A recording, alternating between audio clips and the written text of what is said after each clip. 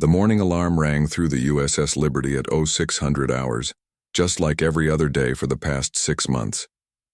Commander Jake Morrison rolled out of his bunk and pulled on his blue uniform. He was 34 years old, tall with brown hair and serious green eyes. The Liberty was his first command, and he loved every bolt and wire of the old heavy cruiser. Jake walked to the bridge where his crew was already working. Lieutenant Commander Lisa Rodriguez stood at the tactical station, her dark hair pulled back tight. She had been Jake's friend since the academy, and he trusted her more than anyone else in the galaxy. Chief Engineer Danny Walsh sat at his console, checking the ship's systems with his usual careful attention. Danny was older than the rest of them, with gray hair and hands that could fix anything. At communications, Amy Carter monitored the radio channels. She was young and smart, always ready with a joke to keep spirits up. "Morning report," Jake said as he sat in the captain's chair. "All systems normal, sir," Lisa said. "We're holding position at the edge of the New Houston system. Everything's quiet out here." New Houston was one of humanity's newer colonies. 3 million people lived on the green planet below, growing food for a dozen other worlds. Jake's younger brother Kevin lived there with his wife and 2 small children. Kevin had always wanted to be a farmer instead of a soldier like Jake. Their parents had died when Jake was 20, and he had helped raise Kevin. Now Kevin was 28 and happy with his simple life on New Houston. "Sir, I'm getting something strange on the sensors," Amy said, her voice worried. "There are ships coming out of jump space, but they're not broadcasting any signals."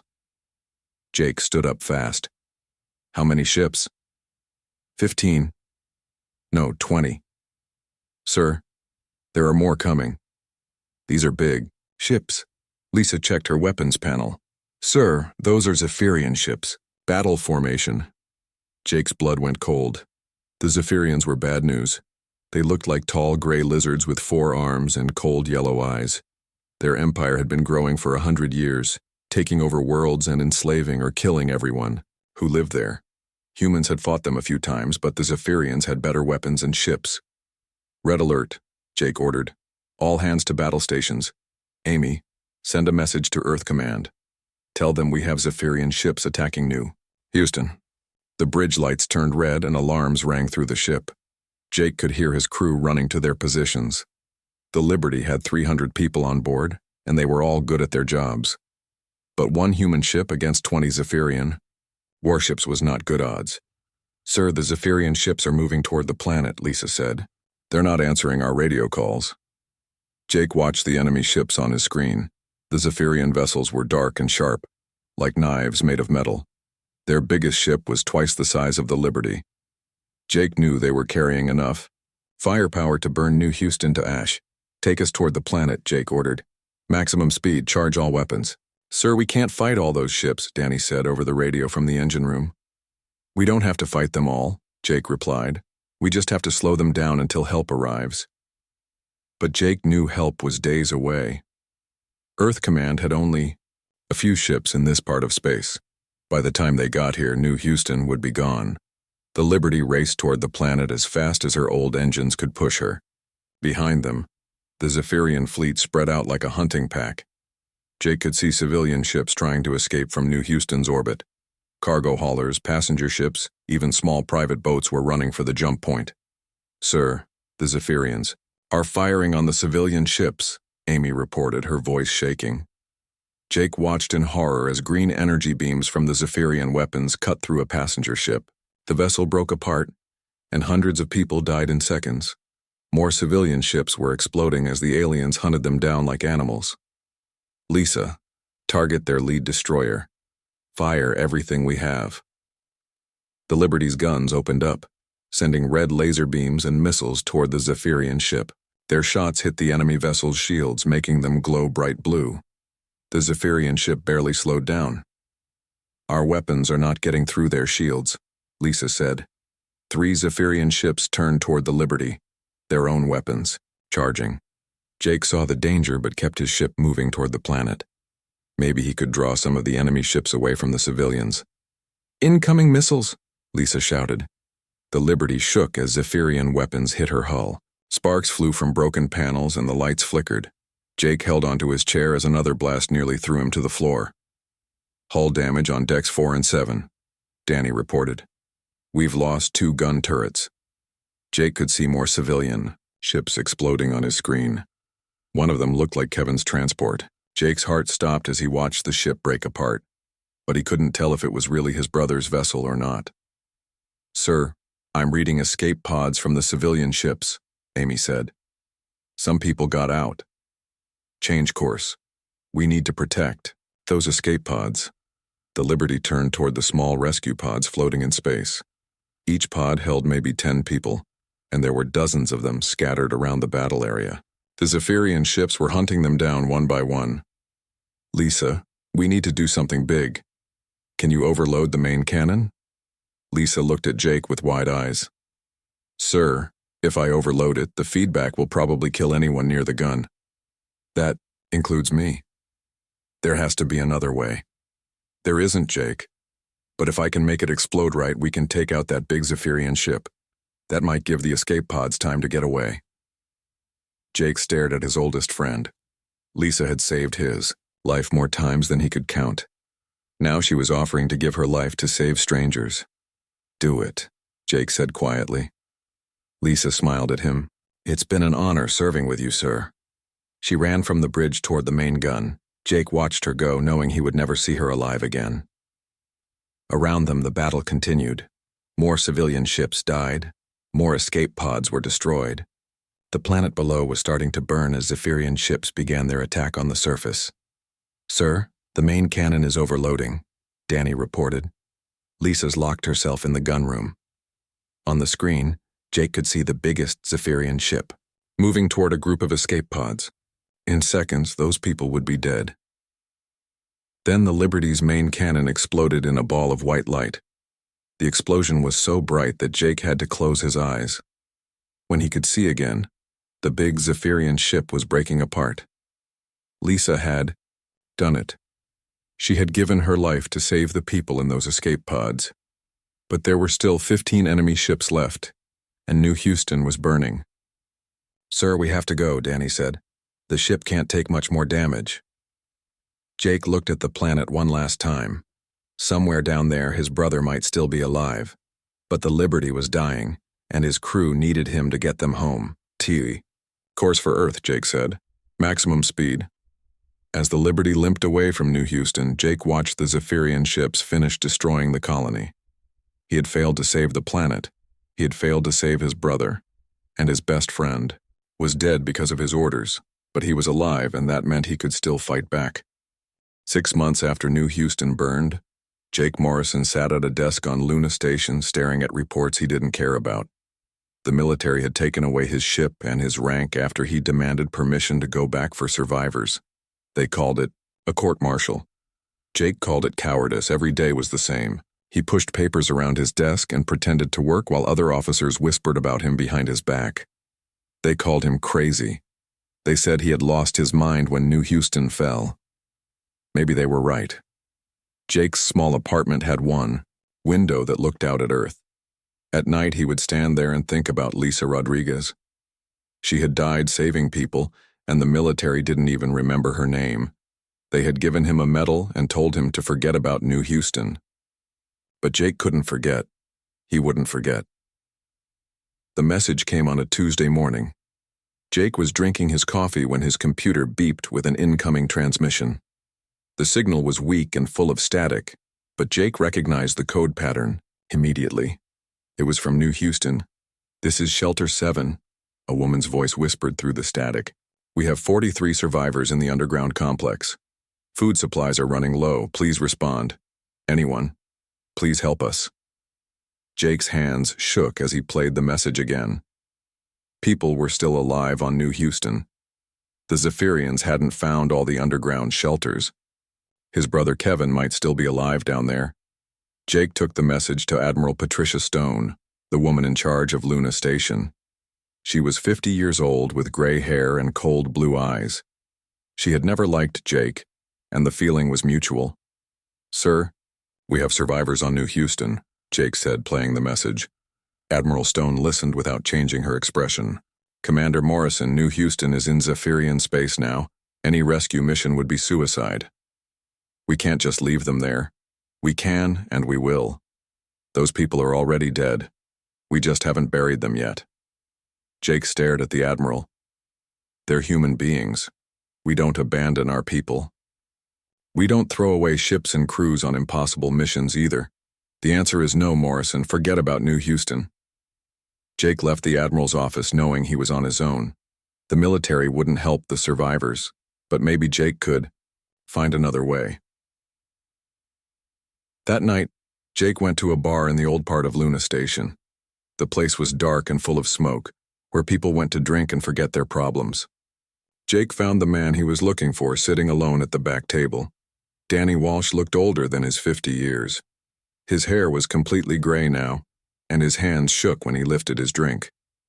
Danny had been the Liberty's chief engineer, and he blamed himself for not saving the ship faster. "Jake," Danny said when he saw him, "I was wondering when you'd show up." "I need your help, Danny." "I figured. What crazy plan are you thinking about this time?" Jake sat down and told Danny about the message from New Houston. Danny listened without saying anything, but Jake could see the pain in his friend's eyes. "My daughter was on New Houston," Danny said quietly. "Sarah was 22. She was going to be a teacher." Jake had forgotten about Sarah Walsh. She had been working at one of the colony schools when the Zephyrians attacked. She might still be alive, Danny, in one of those shelters. Danny finished his drink and stared at the empty glass. "What do you want me to do?" "I want to steal a ship." Danny laughed, but it wasn't a happy sound. "Steal a ship? Jake, they'll throw us in prison for the rest of our lives. Only if they catch us, and only if we come back." Danny was quiet for a long time. Then he nodded. "What ship?" Jake had been thinking about that question for weeks. Most of the military ships were too well guarded, but there was one ship that might work, the USS Vengeance. She's sitting in the Titan shipyards waiting to be scrapped. The Vengeance was an experimental destroyer that the military had built 5 years ago. She was fast and had good weapons, but something about her made people nervous. The ship's computer was too smart and the weapons were too powerful. Military doctors said the ship was psychologically unsuitable for normal crews. "The Vengeance is a death trap," Danny said. "They were going to scrap her because she's too dangerous. Dangerous is what we need." Over the next 2 weeks, Jake quietly recruited 3 more people for his impossible mission. Dr. Helen Brooks had worked on weapons research until the military decided her ideas were too cruel to use against aliens. She was 40 years old with red hair and green eyes that burned with anger. The military had rejected her proposals for new weapons that could hurt Zephyrians, calling them inhumane. Captain Roy Bennett had been a Special Forces soldier until he was court-martialed for being too rough with Zephyrian prisoners. He was a big man with scars on his face and hands that never stopped moving. Roy knew how to fight aliens up close, and he wasn't gentle about it. Sergeant Maya Johnson was a Marine whose entire unit had died defending New Houston's spaceport. She was 28 years old, small and fast, with black hair and dark eyes, full of hate. Maya blamed herself for surviving when her friends had died. The 5 of them met in Jake's apartment to plan the theft. Helen had security codes for the Titan shipyards. Roy knew how to get past guards without killing them. Maya could pilot almost any ship ever built. Danny could fix anything that broke. "The Vengeance is in Dock 7, Helen said, showing them pictures on her computer. "She's scheduled for scrapping next month, so security is light." "What's wrong with her?" Maya asked. "The AI is too aggressive," Helen explained. "It learns too fast and gets too attached to fighting. The last crew said it felt like the ship wanted to hurt people." "Sounds perfect to me," Roy said with a cold smile. Danny studied the ship's blueprints. "I can modify her weapon systems.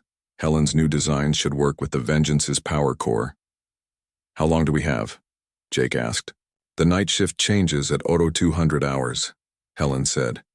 "We'll have maybe 4 hours before anyone notices the ship is gone." Jake looked around the room at his small team. They were all broken people with nothing left to lose.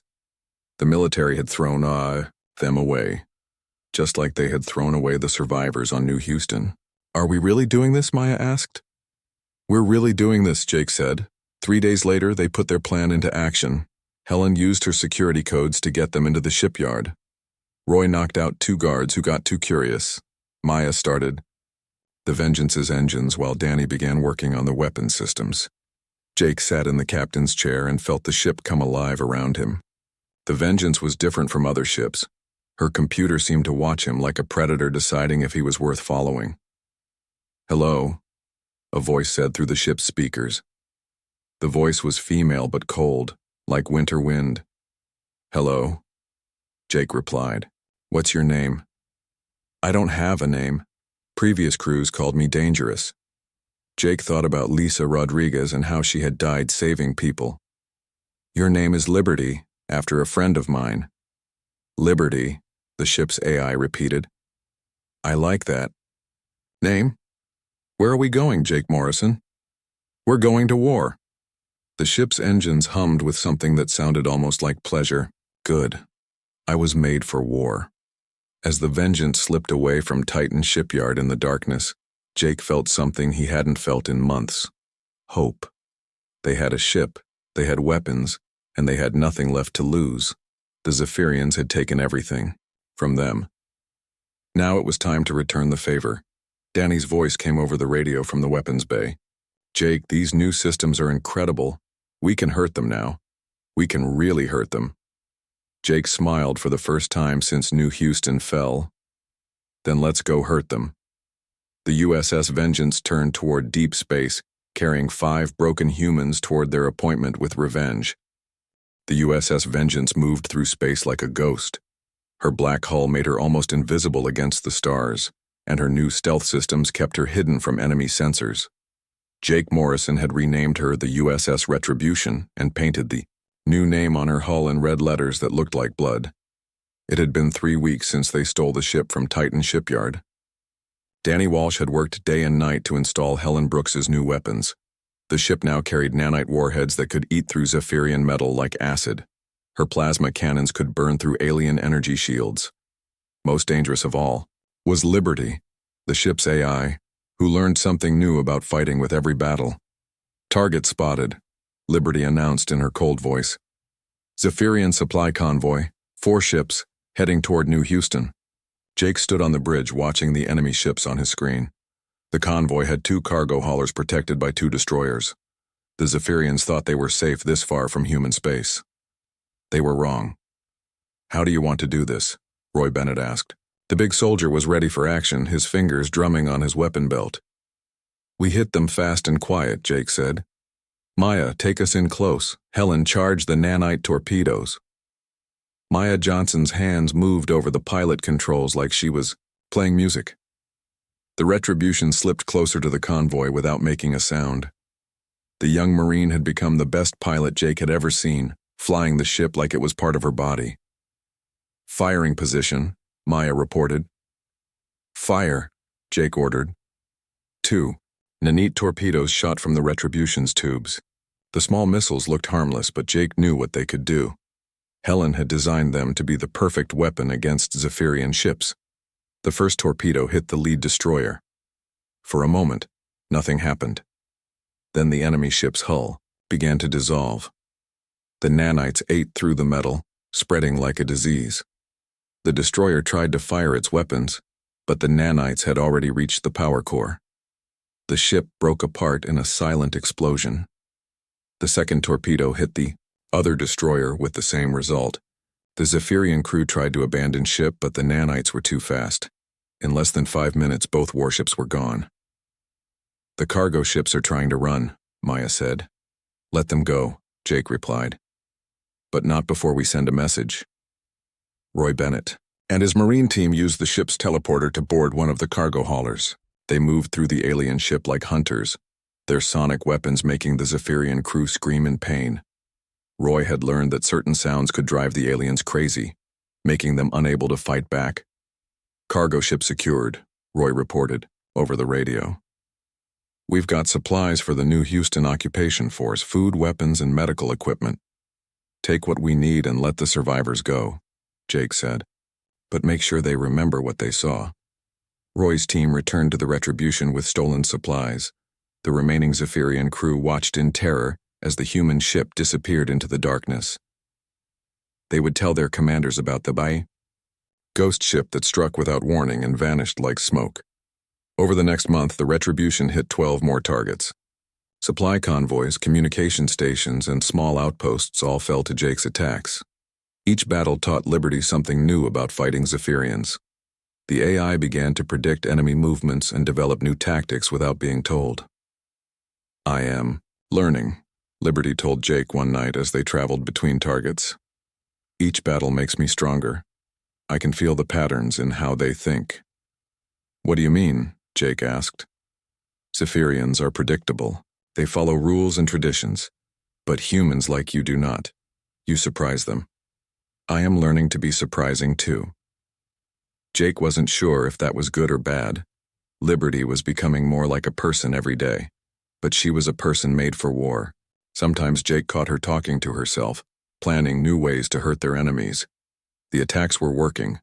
Zephyrian supply lines to New Houston were failing.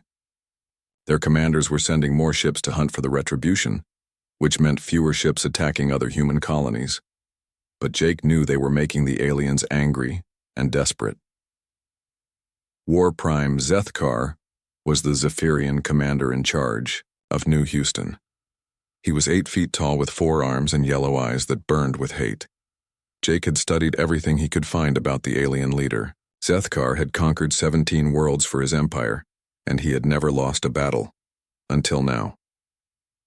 "The humans have a new weapon," Zethkar told his officers during a meeting that Jake's team intercepted. "A single ship that strikes like lightning and vanishes like mist. My forces are beginning to show fear. This cannot continue." Jake smiled when he heard that recording. Fear was a weapon the Zephyrians had never faced before. They were used to scaring others, not being scared themselves. "Sir, we're getting reports from across Zephyrian space," Amy Carter said from her communication station. The young officer had joined them after the 3rd week, tired of watching the military do nothing while people died. "Other human ships are starting to copy our tactics. The aliens are calling us the cursed vessel." "Good," Jake replied. "Let them be afraid." But their success came with a price. Helen Brooks was getting sick from working with the dangerous nanites. Her red hair was falling out, and her hands shook when she thought no one was looking. The weapons she had created were killing her slowly. Danny Walsh was exhausted from keeping the ship's overloaded systems running. The modifications they had made were burning out the Retribution's engines and power core. The ship was becoming more powerful, but she wouldn't last much longer. Maya Johnson was changing too. The cheerful young woman Jake had first met was gone, replaced by someone cold and angry. She flew the ship like she was dancing with death, taking risks that made even Roy nervous. Roy Bennett seemed to be the only one who was thriving. The big soldier loved the constant fighting. His marine teams had learned to board Zephyrian ships and clear them in minutes. But Jake could see something dark growing in Roy's eyes, a hunger for violence that worried him. "We're becoming like them," Jake told Liberty one night when he couldn't sleep. "Like who?" the AI asked. "Like the Zephyrians. Cold. Cruel. We're losing. What makes us human?" Liberty was quiet for a long time. Then she said, "You are not like them, Jake Morrison. They fight for conquest, you fight for love. Love? You love the people you are trying to save. You love the memory of Lisa Rodriguez. You love your brother Kevin, even though you don't know if he is alive. That love is what makes you strong. The Zephyrians do not understand love, that is why they will lose." Jake thought about Liberty's words as he stared out at the stars. Maybe she was right. Maybe love was stronger than hate, even in war. The next morning brought terrible news. Amy intercepted a Zephyrian transmission that made Jake's blood freeze. "War Prime, Zethkar is planning something," Amy reported.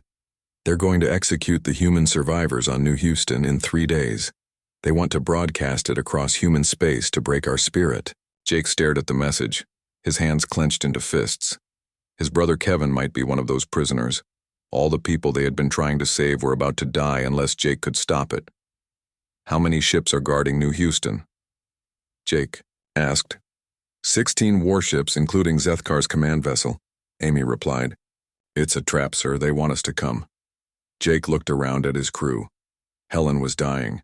Danny was exhausted. Maya was half crazy with anger. Roy was becoming a monster. The ship was falling apart. They were outnumbered 16-1. Set course. For New Houston, Jake ordered. Sir? Maya asked. We're going to save those people. All of them. Liberty's voice came through the speakers, and for the first time she sounded almost happy. Finally, a real battle. The USS Retribution dropped out of jump space above New Houston like a falling star. Jake Morrison stood on the bridge and looked at his home system one last time. The planet below was brown and dead where green fields used to grow. 16 Zephyrian. Warships waited for them in a perfect battle formation. They know we're here, Maya Johnson said from the pilot's seat. Her hands were steady on the controls, but Jake could see the fear in her dark eyes. War Prime Zethkar's command ship is the big one in the center, the Dominion's Edge. Jake studied the enemy fleet on his screen. The Zephyrian ships were huge and powerful, built for destroying planets. The Retribution was just one small destroyer, against an armada. But Jake had something the aliens didn't understand. He had nothing left to lose. Danny, how long can you keep the ship running at full power? Jake asked over the radio. Maybe an hour. Danny Walsh replied from the engine. His voice sounded tired and old. After that, everything starts breaking down.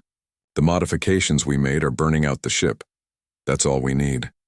Helen, are the nanite charges ready? Dr. Helen Brooks was at her weapon station, her red hair now completely gone from radiation sickness. Her hands shook as she checked her deadly creations. All weapons are ready, Jake. The big charges are loaded on Shuttle 2. Someone will have to fly them manually into the enemy command ship. I'll do it, Roy Bennett said. The big soldier was checking his armor and weapons. My Marines can handle the rescue mission while I take out Zethkar. Jake shook his head. We all go together or we don't go at all. Liberty, what do you think our chances are? The ship's AI was quiet for a moment. When she spoke, her voice sounded almost human. War Prime Zethkar expects you to attack his ship directly. He is prepared for that. But he does not expect you to save the prisoners first. Surprise is our only advantage. Then we save them first. Maya, take us toward the prison station. Maximum speed. The Retribution shot forward like a bullet. The Zephyrian ships moved to surround them, but Maya flew between their formations so fast that their weapons couldn't track her. Green energy beams lit up space around them as the aliens tried to hit the small human ship. Liberty, take control of the weapons, Jake ordered. Show them what you've learned. The ship's AI took over the gun controls, and suddenly the Retribution was fighting like a living thing. Her cannons fired in perfect patterns while her missiles struck exactly where they would do the most damage. Liberty had studied every battle they had fought, and now she used that knowledge to turn the ship into a weapon of pure revenge. 2 Zephyrian destroyers exploded as Liberty's nanite torpedoes ate through their hulls. A heavy cruiser lost its main guns when precise plasma blasts melted its weapon systems. The aliens had never faced anything like Liberty. She fought with human creativity and alien-killing hatred. Prison station ahead, Maya called out. I can. See the human prisoners through the windows. There are hundreds of them. Jake could see the orbital prison where the Zephyrians were keeping the survivors. Through the clear walls, he could see people in dirty clothes pressed against the windows watching the battle. Somewhere in that crowd might be his brother Kevin. Roy, take your team and get those people out, Jake ordered. Helen, give him everything he needs. Roy Bennett and 6 Marines loaded into Shuttle 1 with Helen's special weapons. The sonic guns would drive any Zephyrian guards insane with pain. Roy's team had become experts at fighting aliens up close. As the shuttle raced toward the prison station, the Retribution continued her deadly dance with the Zephyrian fleet. Liberty was learning and adapting with every second. When the aliens tried to surround her, she slipped away. When they concentrated their fire, she struck from a different direction. Roy's team is inside the station, Amy Carter reported. They're fighting through the guards. On the main screen, Jake could see explosions inside the prison station as Roy's Marines battled the Zephyrian security forces. The sonic weapons were working perfectly. Alien guards fell to the ground screaming as the sound waves destroyed their ability to think. But the Retribution was taking damage too. Enemy fire had destroyed 2 of her gun turrets and cracked her main hull. Danny's voice came over the radio, full of worry. "Jake, the engine core is overheating. We've got fires on 3 decks. I don't know how much longer I can keep her together." "Just a little longer, old friend," Jake replied. "War Prime Zethkar's," voice suddenly filled the bridge, speaking in accented English. "Human vessel, you have impressed me. But this ends now. Surrender and I will kill you quickly." "Tell him he can kiss our exhaust," Maya said with a cold smile. Jake opened a channel to the entire Zephyrian fleet. "This is Commander Jake Morrison of the USS Retribution. You came to New Houston and killed innocent people. You made the mistake of threatening human families. Now you learn what happens when you make humans angry." Helen Brooks looked up from her station, her green eyes burning with fever and determination. "Jake, I need to take Shuttle 2 and ram it into Zethkar's ship. The nanite charges won't penetrate his shields unless someone guides them in manually." "Helen, that's a suicide mission." "I'm dying anyway," Helen said quietly. "The radiation from my own weapons is killing me. Let me do something useful with the time I have left." Jake stared at his friend. Helen was the smartest person he had ever known, and she was offering to die for people she had never met, just like Lisa Rodriguez had done. "Go," Jake said. And Helen, "Thank you." Helen Brooks climbed into Shuttle 2 carrying enough nanite charges to destroy a planet. As she flew toward the massive Zephyrian command ship, Jake watched her on the screen. She was so small compared to the enemy vessel, like a moth flying into a fire. "Roy's got the prisoners," Amy reported. 340 survivors, including... She stopped and smiled. "Including Kevin Morrison. Your brother is alive, Jake." Jake felt his heart stop. Kevin was alive. His little brother had survived 6 months in a Zephyrian prison, and now Roy's team was bringing him home. "All shuttles away from the command ship," Jake ordered. "Helen's going to light it up." Helen's shuttle struck the Dominion's edge like a tiny hammer hitting a giant bell. For a moment, nothing happened. Then the nanites began their work. The massive alien ship started dissolving from the inside out. Zethkar's screams filled the radio as his mighty vessel became his tomb. Helen got him, Maya whispered. But the battle wasn't over. 12 Zephyrian ships were still fighting, and they were angry. The Retribution was surrounded and dying. Danny's voice came over the radio one last time.